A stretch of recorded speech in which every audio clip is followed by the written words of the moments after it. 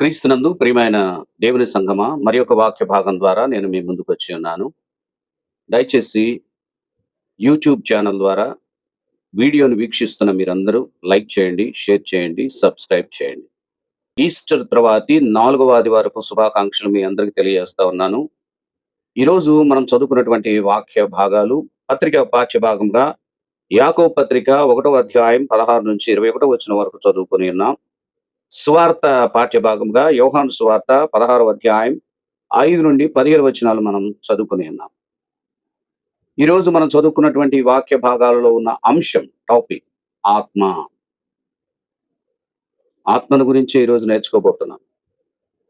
ఆత్మ పరిస్థితుల గురించి నేర్చుకోబోతున్నాం. మూలవాక్యానికి మనం వెళితే యోహాను సువార్త 16వ అధ్యాయం 13వ వచనం. అయితే ఆయన అనగా సత్య స్వరూపి అయిన ఆత్మ వచ్చినప్పుడు మిమ్మును సర్వ సత్యములోనికి నడిపించును. ఆయన తనంతట తానే ఏమీ బోధింపక వేటిని వినునో వాటిని బోధించి సంభవింపబో సంగతులను మీకు తెలియచేయును. ఆత్మ అనేది చాలా సూక్ష్మమైంది. మన కంటికి అది కనబడదు. మన కంటికి కనబడనివి గాలి కనబడదు కదా. కానీ గాలిని దేంతో చూస్తే కనబడుతుంది? గాలి యొక్క బరువును దేంతో తూస్తే తెలుస్తుంది. అట్లాగే దేవుని యొక్క ఆత్మని మనం ఎవరూ చూడలేం. మన ఆత్మను కూడా మనం చూసుకోలేం ప్రియులరా. మన యొక్క శరీరాన్ని మనం చూసుకోగలుగుతాం కానీ మన శరీరంలో సూక్ష్మంగా ఉన్నటువంటి ఆత్మను ఎవ్వరూ చూడలేరు. మీకు తెలుసా, బ్లడ్ టెస్ట్ చేస్తే బ్లడ్ టెస్ట్లో ఎన్నో విషయాలు మనకు తెలుస్తాయి. ఎక్కడ రోగం ఉందనే తెలుస్తుంది. రక్తాన్ని గురించి బైబిల్ గ్రంథంలో ఏమని చెప్పబడిందంటే రక్తము ప్రాణము అని చెప్పబడింది. అందుకని ఆపరేషన్ జరిగేటప్పుడు ఏం జరుగుతుందంటే ఇతరుల యొక్క రక్తాన్ని, ఆ గ్రూప్కి సంబంధించిన రక్తాన్ని స్టోర్ చేసుకుంటారు. ఎందుకంటే రక్తం పోతుంది కనుక. రక్తహీనత అయితే మానవుని యొక్క ప్రాణం పోతుంది కనుక. అందుకని ప్రాణం అంటే ఏంటి అని అంటే వాయువు, ప్రాణం అంటే రక్తము. అర్థమైంది కదా. ఈరోజు మనం చదువుకున్నటువంటి వాక్య భాగంలో ఆత్మ అనేది సూక్ష్మమైంది. అందుకని మన శరీరంలో ఉన్నటువంటి ఆత్మ ఎవ్వరికి తెలియదండి. దేవుడు ఎంత గొప్ప దేవుడు అంటే ఆయన తల్లి గర్భములోనికి సూక్ష్మమైన ఈ ఆత్మను పంపిస్తాడు. ఆత్మ కంటికి కనపడదండి. ఈరోజు నువ్వు ఎన్ని టెస్ట్లు ఏం చేయించుకో, శరీరంలో ఉన్నటువంటి ఆర్గాన్స్ అన్ని మనకు కనపడతాయి. శరీరం బయట ఉన్నటువంటి కనపడతాయి, ఎముకలు కనపడతాయి, అన్నీ మనకు కనపడతాయి. కండరాలు, నరాలు మొత్తం కూడా మనకు కనపడతాయి. కానీ ఆత్మ కనపడదు. అస్సలు మూలమైంది ఆత్మ. మనల్ని చేసి ఆయన జీవమును మనకి ఇచ్చాడు. అందుకని నరుడు జీవాత్మ ఆయను అని బైబిల్ చాలా స్పష్టంగా మనకు తెలియజేస్తా ఉంది. దేవుని యొక్క ఆత్మ అంటే ఆయన ఏడాత్మలు కలిగినటువంటి దేవుడు. సర్వ సృష్టిని నోటి మాట చేత కలిగించాడు. ఇది ఎప్పటికీ మీరు మర్చిపోవాలి. దేవుని యొక్క వాక్ ద్వారా ఇది కలిగింది. యోహాను సువార్త 1వ అధ్యాయం 1వ వచనంలో ఆది యందు వాక్యం ఉండెను, వాక్యము దేవుడై ఉండెను అని చెప్పబడింది. 2వ వచనం కూడా మీరు చూడండి. తర్వాత యోహాను సువార్త 1వ అధ్యాయం 14వ వచనంలో ఆ వాక్యము శరీరధారి అయి మన మధ్య నివసించెను అను. ఆదికాండం 1వ అధ్యాయం 2వ వచనంలో దేవుని యొక్క ఆత్మ జలములపై అల్లాడుచుండెను అని అక్కడ వ్రాయబడింది. అంటే దీన్ని బట్టి మనకు అర్థం అవుతుంది ఏంటంటే వాక్యము దేవుడని, లోగోస్ అంటాం. ఆ వాక్యము శరీరధారిగా రావడాన్ని ఏమన్నాడు అని అంటే సన్ అన్నాడు. సన్. ఆ ఆత్మే మరి ఆదరణకర్తగా మనకు ఒక ఆత్మను ఇచ్చిపోవడం, హోలీ స్పిరిట్. ఎందుకంటే దేవుడు లోకమును ఎంతో ప్రేమించాడు. తను చేసినటువంటి సృష్టిని నోటి మాట ద్వారా ఇదంతా కలిగించి దాన్ని ప్రేమించాడు.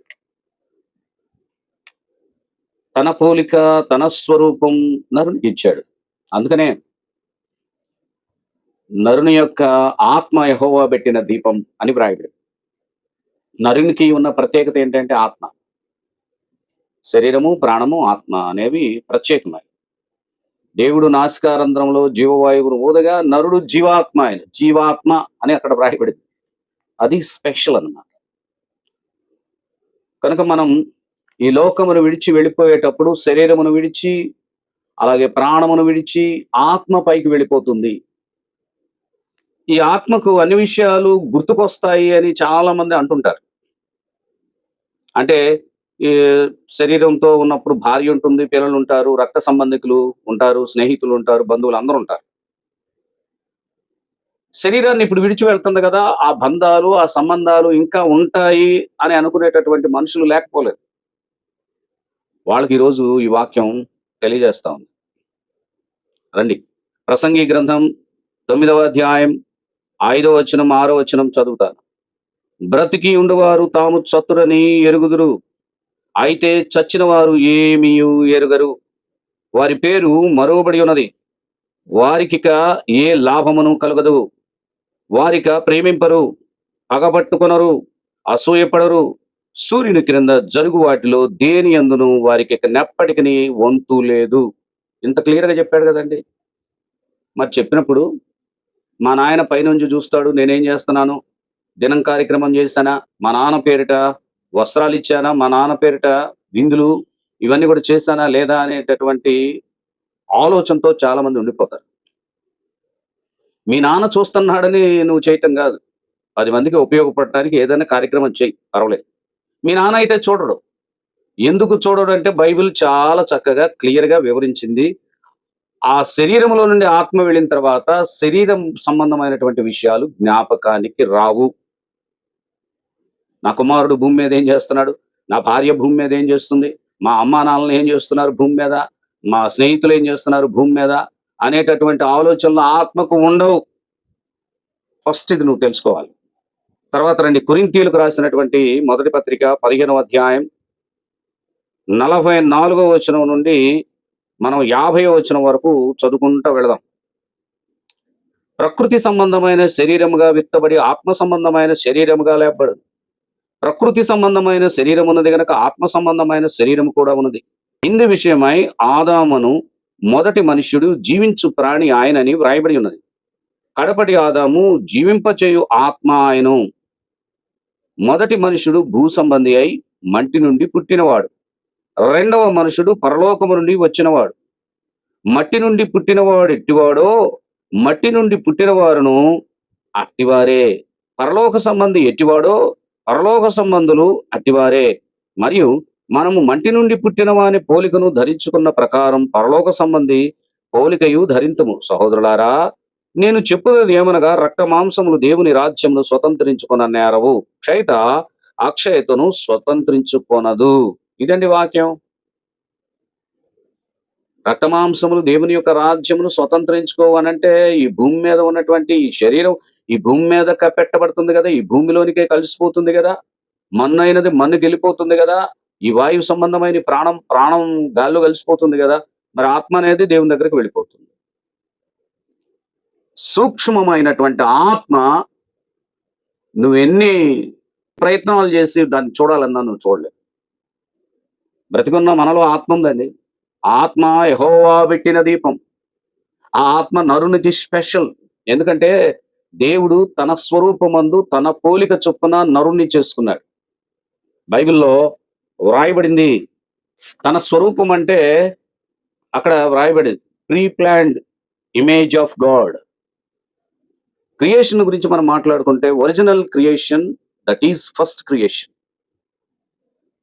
దేవుని యొక్క సృష్టి కార్యంలో ఆయా కాలముల్లో ఆయన చేసినట్టుగానే మనకు కనపడుతుంది. ఆ కాలాల గురించి చూద్దాం రండి. నంబర్ 1 అనాది కాలం. అది అంతము లేని కాలం అంటాం దాన్ని. మీరు చూడండి సామెతల గ్రంథం 8వ అధ్యాయం 23వ వచనంలో కనపడుద్ది. ఊహకు అందని కాలం, పరిమితి లేని కాలం అది దేవుడు సృష్టించింది. రెండవదిగా సృష్టి ఆరంభ కాలం అని ఉంది. సామెతల గ్రంథం 8వ అధ్యాయం 22వ వచనం మీరు చదివితే అక్కడ కనపడుతుంది. అంటే సృష్టిని ప్రారంభించాడు. అనాది కాలానికి సృష్టి ప్రారంభ కాలానికి ఎన్ని సంవత్సరాలు గ్యాప్ ఉందో మీరు ఒకసారి గుర్తు చేసుకోండి. సృష్టిని ప్రారంభించాడు. ఆ సృష్టిని నడిపించాడు. మూడవది అంత్యకాలం. ఇక సృష్టి మొత్తం కూడా వినాశనం అయిపోయేటటువంటి కాలం. మహావేంద్రంతో లయం అయిపోయేటటువంటి కాలం గురించి అక్కడ వ్రాయబడింది. అంటే ఇవన్నీ కూడా దేవుడు చేశాడు. ఆయన ఆత్మ ఉన్నాడు గనక ఆయన చేశాడు. ఆయన 7 ఆత్మలు కలిగినటువంటి దేవుడని ప్రకటన గ్రంథం 3వ అధ్యాయం 1వ వచనంలో అంటాడు. దేవునిలో 7 ఆత్మలు ఉన్నాయి. 7 ఆత్మలు కలిగినటువంటి దేవుడు ఆయన. అంటే ఎంత శక్తిమంతుడు అనేది మనకు అర్థమవుతుంది ప్రియులారా. ఈరోజు యేసుక్రీస్తు ప్రభువు చెప్పినటువంటి మాట సత్య స్వరూపి అయిన ఆత్మ అని చెప్పాడు. ఈరోజు సంఘంలో పనిచేస్తున్న హోలీ స్పిరిట్ ఆదరణకర్త. ఆ ఆత్మను మనకు అనుగ్రహించి యేసుక్రీస్తు ప్రభువు వెళ్ళిపోయాడు. ఆయా కాలాలలో ఆత్మలు ఎలా వర్క్ చేశాయనేది కూడా నీకు తెలియాలి. ఆయన నోటి మాట ద్వారానే సర్వ సృష్టి కలిగింది. కానీ మనుషుల్ని అలా చేయలేదు. నోటి మాట ద్వారా చేయలేదు. జీవరాశులన్నిటినీ కూడా, ఈ విశ్వం అంతటినీ కూడా ఆయన నోటి మాటతో కలిగిస్తే మనిషిని మాత్రం ఆయన స్వహస్తాలతో చేసి దానికి తన రూపం ఇచ్చి ఆయన జీవవాయువు నూదగా నరుడు జీవాత్మ ఆయను అని చెప్పాడు. ఆత్మ నీలో ఉంది. ఎవరి ఆత్మ? దేవుని యొక్క ఆత్మ నీలో ఉంది. కనుక నువ్వు ఎలా ఉండాలి? దేవునితో ఎలా నడవాలి? ఒకసారి ఆలోచన చేసుకో. కన్ను ఎంత పవర్ఫుల్ అండి. కన్ను లేకపోతే లోకమంతా చీకటే. కన్ను ఉంది, దానిలో ఉన్న రెటీనా, దానిలో ఉన్న పవర్ ఎంత గొప్పది. అది ఉండబట్టే ఈరోజు మనం ఆకాశంలో ఉన్న నక్షత్రాల దాకా మనకు చూపు వెళుతుంది, చూడగలుగుతున్నాం. అదే లేకపోతే ఈ కన్నును ఎవరు తయారు చేస్తుంటారు? ఎంత పవర్ఫుల్, ఎంత శక్తి కలిగిన లెన్స్. అంధకారం లేకుండా రంగుల రంగుల ఈ ప్రపంచాన్ని చూడగలిగినటువంటి కంటిని ఎవరు నిర్మించారు? దానంతా అదే కలిగిందా? లేదు. దీని వెనకాల ఎవరు ఉన్నారు? మానవుని యొక్క శరీరంలో ఉన్నటువంటి ఆర్గాన్స్ ఇవన్నీ కూడా ఎలా పనిచేస్తున్నాయి? ఒకానొక సమయంలో దేవుడు చెప్తాడు, ఎండిన ఎముకలతో మాట్లాడని ప్రవక్తతో చెప్తాడు. ఎండినటువంటి ఎముకలతో ప్రవక్త మాట్లాడితే వెంటనే దాని మీదకి నరాలు వస్తాయి, దాని మీదకి మాంసం వచ్చేస్తుంది, దానిలో ఉన్నటువంటి ఆర్గాన్స్ అన్ని వచ్చేస్తాయి. ఆ తర్వాత చర్మం కూడా తొలగించబడుతుంది. చూస్తూ ఉంటాడు ప్రవక్త. కానీ ఇవన్నీ వచ్చిన తర్వాత దానిలోనికి జీవాత్మ రాదు. యెహెజ్కేలు గ్రంథం మీరు చదివితే 37వ అధ్యాయం 13వ వచనం నుంచి మీరు కొన్ని వచనాలు చదువుకోండి, కనపడతాయి. అంతా జరిగింది కానీ ప్రాణం ఏది? ఆత్మ ఏది? పోయిన ప్రాణాన్ని ఎవరు పిలవగలుగుతారు? దేవుడు మాత్రమే పిలవగలుగుతాడు. వాయువులో కలిసిపోయినటువంటి ప్రాణాన్ని దేవుడు పిలిస్తే ఆ ఎండిన ఎముకల్లోనికి, తొడగబడిన చర్మంలోనికి వచ్చేసింది, ప్రాణం వచ్చేసింది. ఆత్మ పిలుస్తున్నాడు. పోయినటువంటి ఆత్మను కూడా పిలిస్తే వచ్చేసినాయి. ఆ శక్తి ఎవరికి ఉందా అంటే దేవునికి మాత్రమే ఉంది, మనుషులకు లేదు ప్రియులారా. అలాంటి ఆత్మీయమైనటువంటి దేవుని నువ్వు మర్చిపోకూడదని ఈరోజు వాక్యం నీతోనూ నాతోనూ మాట్లాడుతుంది. జీవాత్మ అన్నది నారీ గర్భంలో సూక్ష్మ రూపంలో ఉన్న నర శరీరంలోనికి ప్రవేశిస్తుంది. ఇంకా శరీర నిర్మాణం తల్లి గర్భంలో అలాగూ జరుగుతుంది. ఆ శరీరంతో ఉన్నప్పుడేనండి ఈ నేత్రం వర్క్ చేస్తుంది. ఈ నేత్రం చూడటం ఆగిపోద్ది. ప్రాణం ఎప్పుడు పోతుందో నేత్రంలో ఉన్నటువంటి శక్తి ఆగిపోతుంది. నిదానంగా అది క్లోజ్ అవుతా ఉంటుంది, మూసుకుపోతూ వస్తుంది. ఇంకంతే అయి ఇంకా చూడలేదు. ఇక అది ప్రాణం బయటకు వెళ్ళిపోతా ఉంటుంది. అద్భుతం అండి ఇది, చాలా అద్భుతమైనటువంటి విషయం. ఏదో మానవులంగా మనం ఏదో బ్రతుకుతున్నామండి, ఏదో చేస్తున్నాం. ఏం చేస్తున్నాం అర్థం కాదు. ఒకరినొకరిని మోసం చేసుకుంటాం, ఒకరినొకరిని హాని చేసుకుని బ్రతుకుతున్నాం, ఒకరినొకరిని దూషించుకుని బ్రతుకుతున్నాం, శత్రుత్వంతో బ్రతుకుతున్నాం. ఒకసారి ఆలోచన చేసుకోండి, ఎంత గొప్ప విషయాలు దేవుడు మనతో చెప్తున్నాడు. సంపాదించి ఎవరిని కూడబెట్టుకుని వెళ్తాడండి. కొంతమంది ధన వ్యామోహం చేత దేవుని దగ్గర కూడా గాజేసేవాళ్ళు ఉంటారు, దేవుని సన్నిధిలో ఉన్నవి గాజేసేవాళ్ళు ఉంటారు. కొంతమంది ఇతరుల దగ్గర గాజేసేవాళ్ళు ఉంటారు. అక్రమమైనటువంటి మార్గాల ద్వారా పెద్దవాడిని అవ్వాలనుకుంటారు. కానీ ఒకటి గుర్తుంచుకోండి, మంచితనంతో చేసినటువంటి మార్గం దేవుని దగ్గరికి చేరుస్తుంది, చెడ్డతనంతో చేసినటువంటి మార్గం నరకానికి తీసుకెళ్తుంది. ఈరోజు మనం సుఖించవచ్చు, మోసగించి బ్రతకొచ్చు, కానీ దేవుని యొక్క రాజ్యాన్ని చేరుకోవడం చాలా కష్టం. అందుకు ఒక ఉపమానం యేసుక్రీస్తు ప్రభు చెప్తాడు. ధనవంతుడు లాజరు గురించి చెప్తే, ధనవంతుడు సుఖభోగాలతో, మోసపు క్రియలతో, అన్యాయపు పనులతో అతను జీవించి చేస్తాడు. కానీ భూమి మీద ఉన్నప్పుడు సుఖంతోనే ఉన్నాడు. మోసగించినా ఏది చేసినా తిండికి వస్త్రానికి కొదవలేదు. కానీ లాజర్ ఒక దరిద్రుడిగా జీవించి చచ్చిపోతాడని మనం విన్నాం.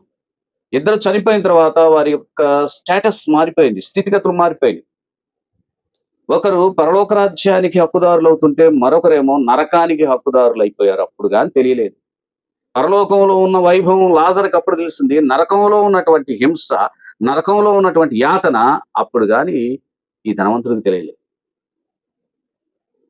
అందుకనే ప్రియులారా, దేహమును విడిచి ఆత్మ వెళ్ళక ముందే మనల్ని మనం సరి చేసుకోవాలి. ఏ మానవుడు ఎలా జీవిస్తున్నాడో, ఆ మానవుని యొక్క ప్రవర్తన ఎలా ఉందో అన్ని కూడా స్పష్టంగా చూస్తున్న దేవుడు ఆయన గనక సమస్తము ఆయనకు తెలుసు. ఆయన క్రియేటర్. ఆయనకు తెలుసండి.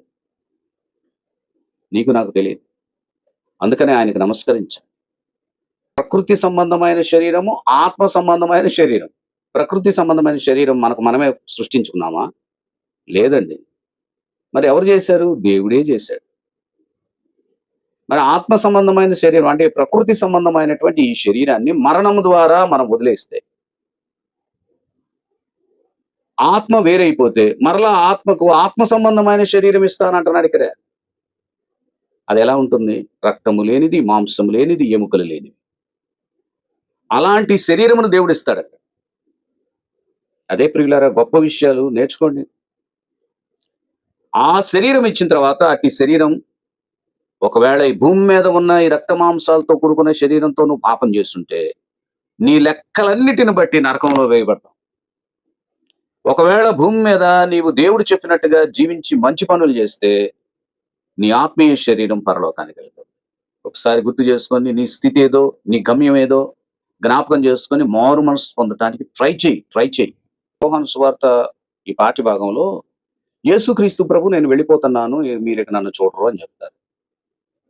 రెండవదిగా ప్రభు చెప్పిన మాట, నేను మీకు ఆదరణకర్తను తోడుగా ఉంచి పెడుతున్నాను, హోలీ స్పిరిట్ ను తోడుగా ఉంచి పెడుతున్నాను అని చెప్తారు. హోలీ స్పిరిట్ మీకు కాపుదలుగా ఉంటుంది అని చెప్తున్నాడు.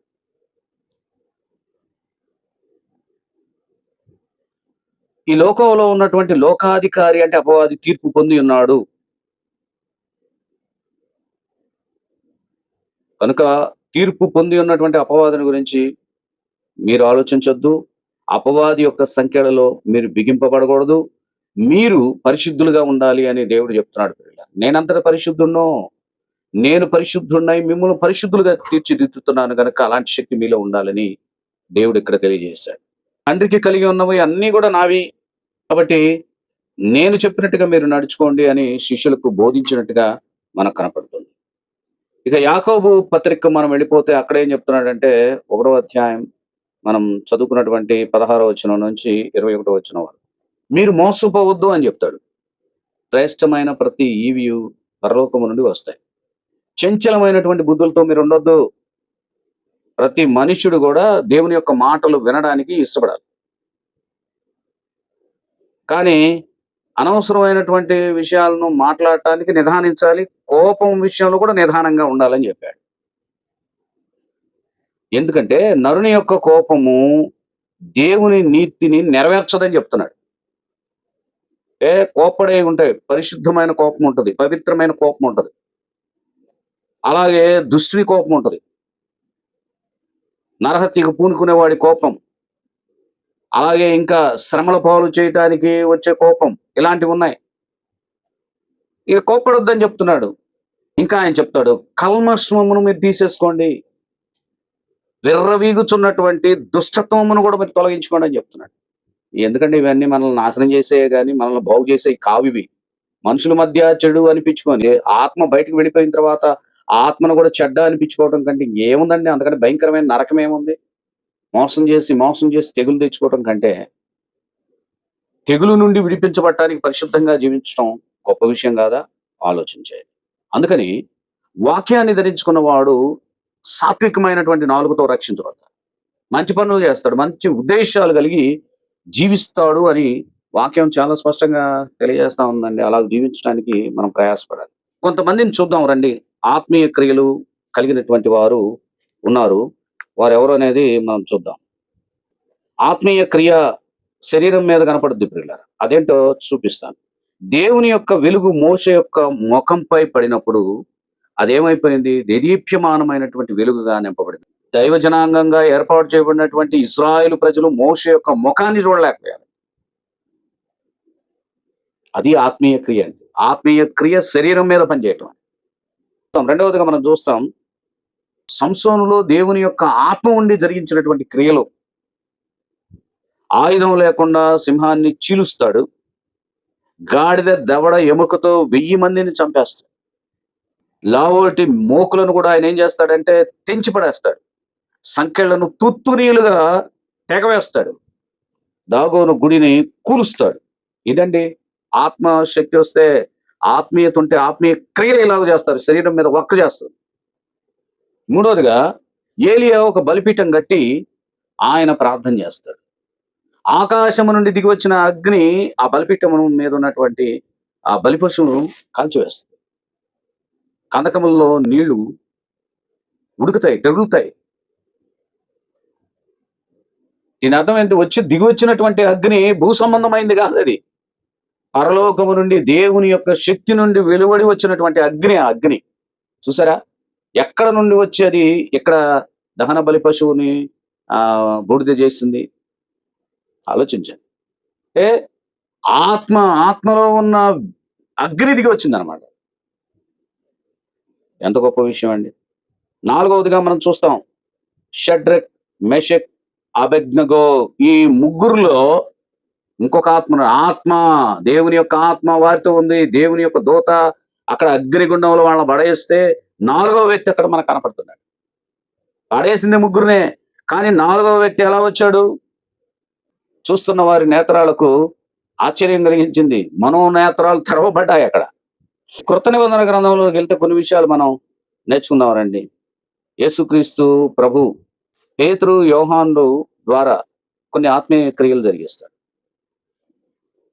చీలమండల రోగిని నడిపించడం, రోగులు అనేకులను స్వస్థపరచడం, మృతులను లేపటం, పేతురు యొక్క నీడ తగిలి రోగులు స్వస్థత నొందటం, చెరసాలలో బందీ అయినటువంటి పేతురు యొక్క సంఖ్యలు ఆత్మ ప్రభావము ద్వారా విడిపోయి పేతురు బంధకముల నుండి విముక్తుడై ముందుకు నడవడం. అలాగే అపోస్తులైన పౌలు, శీలలు బంధింపబడినప్పుడు అర్ధరాత్రి వేళ ఆత్మ అయినటువంటి దేవుడు జరిగించినటువంటి ఆశ్చర్యకరమైనటువంటి క్రియ మీరు చూడండి. చెరసాల పునాదులు వణికిపోయినాయి, తలుపులు తెరుచుకున్నాయి, బంధకాలు ఊడిపోయినాయి. చెరసాల నాయకుని పరివర్తన. తర్వాత చూడండి, చెరసాల నాయకునికి ఆశ్చర్యం కలిగింది, పరివర్తన జరిగింది, ఆత్మీయ సిద్ధపాటు కలిగింది. తత్సంబంధంగా బాప్తిస్మం అనే కార్యక్రమం ఆయన హృదయంలోను, ఆయన యొక్క కుటుంబ హృదయంలో జరిగినట్టుగా మనకు కనపడతాం. కానీ స్పష్టంగా మనం చూస్తే ఎలీషా గెహాజీతో అంటాడు, ఎక్కడికి వెళ్ళావని. నయమాన్ అనే కుష్ఠరోగి యోర్దాను నదిలో మునిగి స్వస్థత పొందిన తర్వాత అతను ఏదో తీసుకొస్తాడు, కొన్ని బహుమానాలు తీసుకొచ్చి ఇవ్వబోతుంటే తీసుకోడు. ప్రార్థనలోనికి ఎలీషా వెళ్ళి ప్రార్థన చేస్తున్నప్పుడు పక్కనే ఉన్నటువంటి గెహాజీ ధన వ్యామోహంతో వెళ్ళిపోతాడు. వెళ్ళిపోయి ఈయన మీద చెబుతాడు, నా యజమానుడు తీసుకొని రమ్మంటున్నాడు వాటిని. అంటే ఆయన ఇస్తాడు, పంపిస్తాడు. తర్వాత ప్రార్థన ముగించబడుద్ది. ప్రార్థనలో అసలు లేచి వెళ్ళటం అనేది తప్పు కదా, గెహాజీ చేసిన తప్పు చూడండి. వెళ్ళి ధన వ్యామోహంతో తెచ్చుకోవడం, ఇంటి దగ్గర పెట్టుకుని ఇంటికి ఇక్కడికి రావడం, యజమానుడితో అబద్ధం చెప్పడం. అప్పుడు ఎలీషా అంటాడు, నా ఆత్మ నీతో రాలేదా అని. అది ఎలా సాధ్యం? ఆత్మ ఆయనతో ఎలా వెళుతుంది? అని పరిశుద్ధులండి వారి ఆత్మను కూడా ఏం చేశారు అని దేవుడు అట్లా విభాగించాడు. ఇక్కడే ఉన్నాడు, కానీ ఆయన ఆత్మ ఎవరి వెంట వెళ్ళింది? గెహాజీ వెంట వెళ్ళింది. ఈయన ప్రార్థన చేస్తా ఉన్నాడు, గెహాజీ వెంట వెళ్ళినటువంటి ఆత్మ ఏం తీసుకున్నాడు, ఏం మాట్లాడాడు, మొత్తం వినది, చూసి. అందుకని అంటాడు, నేను వెళ్ళలేదని ఆయన అబద్ధం చెప్తుంటే ఈయన అంటాడు, నువ్వు వెళ్ళావు గనుక నయమాను ఏ నదిలో కుష్ఠరోగాన్ని వదిలేశాడో ఆ నదిలో వదలబడిన కుష్ఠు వ్యాధి నీకు, నీ కుటుంబానికి వస్తుందని చెప్పి. తప్పు చేయొద్దండి. దేవుని సొమ్మును ఆశించొద్దు. దేవుడు తన సొమ్మును ఆశించేటటువంటి వాడికి ఎప్పటికైనా కూడా వాడికి 3 తరాలు లేక 4 తరాలు శిక్ష పడుద్ది. పిల్లల్లో చాలా మంది అనారోగ్యంతో పుడతారు, ఇబ్బందులతో పుడతారు. శిక్ష అన్నమాట అది. నువ్వు తప్పించుకున్నావు, నువ్వన్నీ కూడా సుఖానుభవ జీవితాన్ని జీవించావు, కానీ నీ పిల్లలు రాబోయేటటువంటి తరాలలో నీ పిల్లలు ఏడ్చే పరిస్థితి రాబోతుంది, నీ పిల్లలు ఏడ్చే పరిస్థితి రాబోతుంది. ఎవరికో ఒకరికి దేవుడు ఏదో కీడు చేయబోతున్నాడు అనే విషయాన్ని నువ్వు గుర్తుంచుకోవాలి. బైబిల్ చెప్తోంది, గెహాజీతో చెప్తున్నాడు, నువ్వు ఎందుకు వెళ్ళావు? కాబట్టి అతను విడిచిన కుష్ఠరోగం నీ మీదకి వస్తుందంటే, తెల్లని పొడ అప్పుడప్పుడే పుట్టిందంట. ఆ కుష్ఠరోగం నీ కుటుంబాన్ని కూడా విడిచిపెట్టదంటే, కుటుంబానికి కూడా వచ్చేసింది. తల్లిదండ్రులు చేసేటటువంటి పాపం పిల్లల మీద పడవచ్చు, మనవ సంతానం మీద పడవచ్చు. 3 తరాల్లోపు తండ్రి చేసినటువంటి పాపం, తల్లి చేసిన పాపం పిల్లల మీద పడుద్ది. పిల్లలు అంగహీనులుగా పడతారు, రోతగా పడతారు. బైబిల్ ఎంత చక్కగా చెప్పిందండి. వాళ్ళ వలన శోధనలు కలుగుతాయి ఇంట్లో. నీకేమో నువ్వు తప్పించుకున్నానని సంతోషిస్తావు.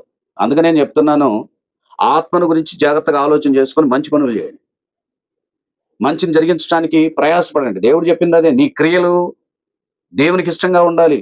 నీకు హోలీ స్పిరిట్ తోడుగా ఉంచెళ్ళాను కదా, నువ్వెందుకు తప్పిదాలు చేస్తున్నావు అని దేవుడు అడుగుతున్నాడు. నీలో ఉన్నటువంటి ఆత్మను ఎందుకు నశింపజేస్తున్నావు? ఆ ఆత్మ ఎవరిది? నేను పెట్టిందే. నేను ఊదితేనే ఆత్మ నీలోకి వచ్చింది. ఆత్మ నాది, అందుకనే నాకు ప్రేమ. ఆత్మను రక్షించడం కోసమే నేను కుమారుడిగా వచ్చి నా శరీరాన్ని, నా రక్తాన్ని నేను నీకు ఇచ్చేశాను. నా రక్తాన్ని కార్చి నీవు ఆత్మకు మలినాన్ని అంటిస్తే, పాపాన్ని దానికి నువ్వు జత చేస్తే, నేనొచ్చి ఆ పాపాన్ని కడిగాను. ఎందుకంటే ఆత్మ నాది కనుక, నేను పెట్టాను కనుక నేనొచ్చి ఆత్మను శుభ్రంగా కడిగాను. అయినా నువ్వు ఇంకా మలినం చేస్తున్నావు అంటున్నాడు దేవుడు. దేవుడు ఊదినటువంటి ఆత్మను నాశనం చేస్తున్నామండి. చివరికి మనకు నిలబడేది ఆత్మేనండి. కొన్ని శరీరం అనేది దానికి ఒక టైం ఉంది, మరణించడానికి ఒక టైం ఉంది, ప్రాణానికి కూడా ఒక టైం ఉంది. ఆ టైంలో వెళ్ళిపోతుంది. ఆత్మ మాత్రం వెళ్ళిపోయిన తర్వాత అది స్థిరంగా నిలబడిపోవాలి. దానికోసం ట్రై చేయండి. ఆత్మ కంటికి కనపడదు. మనం ఆత్మలో అయితే గాని అది కంటికి కనపడదు. దేవుని యొక్క ఆత్మ మనకు కనపడదు. ఆయన కనుగొనాలంటే, ఆయన చూడాలంటే మనం కూడా ఆత్మ అవ్వాలి, ఆయన చూడాలి. ఆత్మ అంటే అదొక గొప్ప శక్తి. ఆ శక్తిని ఎవ్వడు వర్ణించలేడు. భూమి మీద ఉన్నటువంటి ఏ మానవుడు, ఏ పరిశోధకుడు వర్ణించలేని శక్తి. నమ్మటు నీ వలన అయితే సమస్తము నీకు సాధ్యమే. నమ్ము, ఆయన యందు విశ్వాసం ఉంచినాడు. ఆత్మే స్థిరమైనది తెలుసుకోగలిగాను. అటు కృప దేవుడు నీకు ఇచ్చి నడిపించునుగాక. ఆమేన్. సమస్త జ్ఞానమును మించిన దేవుని సమాధానం యేసుక్రీస్తు వల్ల మీ హృదయం తలంపులకు కావలేనుగాక. ఆమేన్. మట్టి నుండి వచ్చిన ఈ శరీరము మట్టిలోనే కలవాలి. మట్టి నుండి వచ్చిన ఈ శరీరము మట్టిలోనే కలవాలి. స్వామిని విచ్చిన ఈ ఆత్మ తిరిగి నీ చెంతకు చేరాలి. స్వామిని విచ్చిన ఈ ఆత్మ తిరిగి నీ చెంతకు చేరాలి.